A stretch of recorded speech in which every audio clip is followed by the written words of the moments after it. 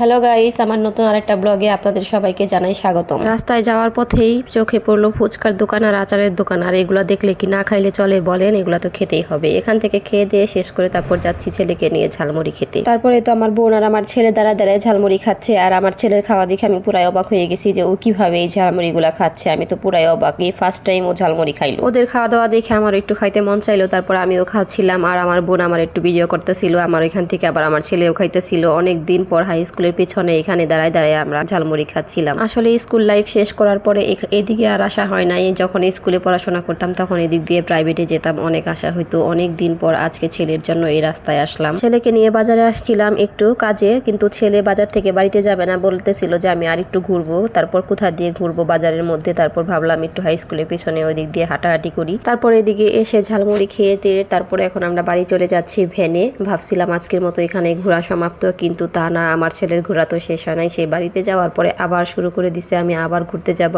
যাব। তারপর আর কি শুনতে পেলাম যে আমাদের বাসার কাছে এক জায়গায় সভা হচ্ছে, মানে ওয়াজ মাহফিল হবে, সেখানে আবার মেলাও বসে।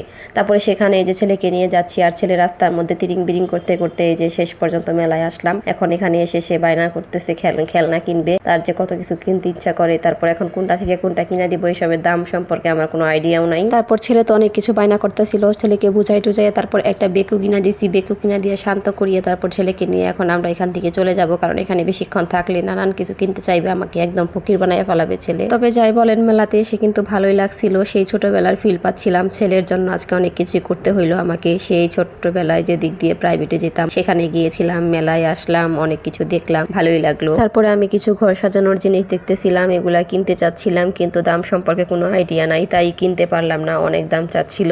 আর ছেলেকে একটা গাড়ি কিনে দিয়ে শান্ত করেছি। এখন এখান থেকে চলে যাব, এখান থেকে বের হতে পারলেই হয়। আমাদের এখানে শীতের দিনে প্রত্যেকটা মসজিদে ওয়াজ মাহফিল হয়, আর ওয়াজ মাহফিল হলেই প্রত্যেকটা মসজিদের পাশেই মেলা বসে, আর সেই মেলাগুলায় আমরা ছোটবেলায় যাইতাম। তো ছেলেকে নিয়ে আসতে পেরে ভালো লাগলো। তো এই ছিল এবারের বাড়িতে ঘোরাফেরা আমার। তারপর পরের দিন আমরা ঢাকা চলে যাব। ঢাকা যাওয়ার পথে রাস্তা দিয়ে একটু গ্রামীণ পরিবেশ ভিডিও করে নিচ্ছিলাম। বাড়িতে গিয়ে এবার অনেক মজা করেছি, সবার সাথে অনেক আনন্দ করেছি। এখন ঢাকা চলে যাচ্ছি, ভালো লাগতেছে না, মনে হচ্ছে আর কিছুদিন থাকতে পারলে হয়তো বা ভালো লাগতো, কিন্তু আবার এক জায়গায় বেশি দিন থাকতেও ভালো লাগে না। আপনার যত পছন্দের জায়গায় হোক না কেন, এক জায়গায় বেশি দিন থাকলে কিন্তু ভালো লাগবে না। যাই হোক, আস্তে আস্তে এখন শহরের দিকে ঢুকে যাচ্ছি। ব্যস্তময় শহরে ব্যস্ততার সময় কাটবে এখন আমার। এতদিন ফ্রি ছিলাম, আরামে ছিলাম, এখন তো সেই আবার রান্না বান্না, খাওয়া দাওয়া সবকিছু মিলে অনেক ব্যস্ততার মধ্যে সময় কাটবে। তো এবারের বাড়িতে ঘোরাফেরা ভিডিও কেমন লাগলো আপনাদের অবশ্যই কমেন্ট করে জানাবেন। আর এটা